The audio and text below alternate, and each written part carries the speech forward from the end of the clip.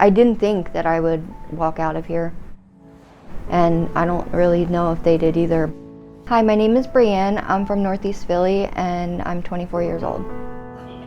She's put in a lot of work, being able to push herself to get that strength back. My name's Catherine Zorn, and I'm a staff physical therapist here at Magee Rehab. Everything she's been through is crazy. First, I just thought that I had the flu, like everybody else. I was very sick for a very long time.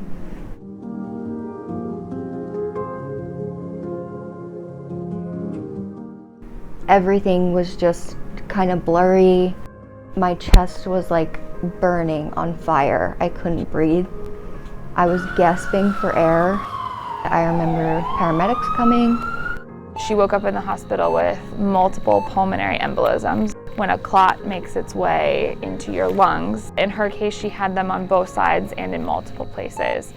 She ended up going into cardiac arrest 5 times in about a 90-minute period and having to be resuscitated every time.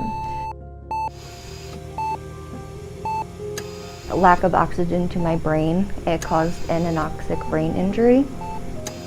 The lack of oxygen affected my kidneys, it affected my liver, it affected everything, my entire body.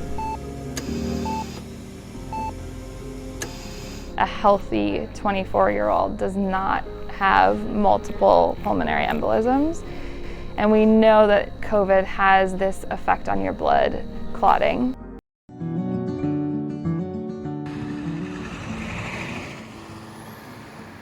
So when we first met her, our biggest goal was standing and to kind of work on that posture. She sat with her head very far forward and had a really hard time holding it up for any extended period of time. She had really tight ankles that were stuck in like a pointed position, so any sort of weight bearing or standing was really painful for her. In the beginning, it was just pain, pain, pain, pain, pain. Her right leg almost had no movement at all, and the left side had some movement, but it was very poorly coordinated and very painful. There's no time to feel bad. As she'd be able to stand longer, we actually moved her into the vector system and had her walk. Looking good. Casually walking. That's when she really took off.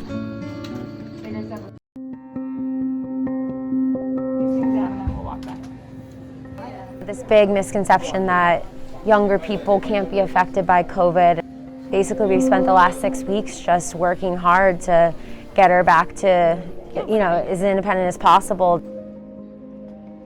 Hi, my name's Kelsey Mitchell. I'm an occupational therapist here at Magee Rehab. Occupational therapy focuses on what we call activities of daily living. Bathing, getting yourself dressed, doing grooming tasks like brushing your teeth, washing your hands. Your muscle memory is like there.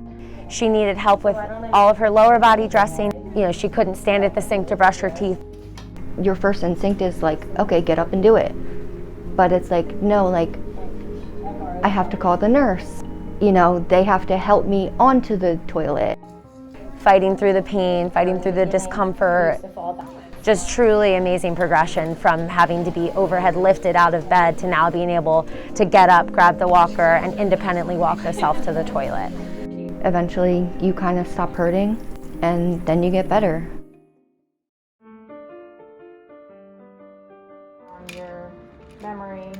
My name is Alana Rapberg, and I'm the speech-language pathologist that worked with Bree. When Bree first came to Magee, she was very sleepy and really had a hard time holding her head up, keeping her eyes open. It was completely, like a totally different person. Speech therapy in particular focused on the cognitive recovery in her case. I could hardly speak, really. Her thoughts were disorganized. I could not remember anything. COVID has a pretty profound impact on somebody's cognition. You could ask me a question and like 2 minutes later I wouldn't know what you were talking about. In our session today, we did a couple different tasks. The brain fog, it's so bad. It integrates attention, multitasking skills, memory, her planning, her logic, her reasoning, her thought organization, and her ability to kind of problem solve. I still have issues with my memory. She has a task at hand, and she has to think a couple steps ahead in order to strategically complete the task. I've come a long way. So kind of go through. You went through. Perfect. That was so much better than the last time.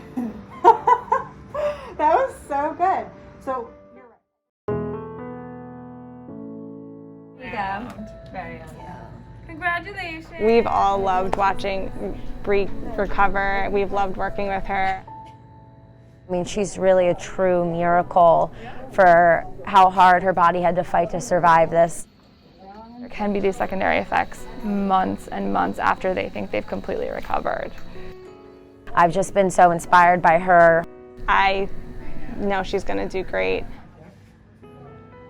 I feel like I'm still on this journey of like getting better and get back to being me.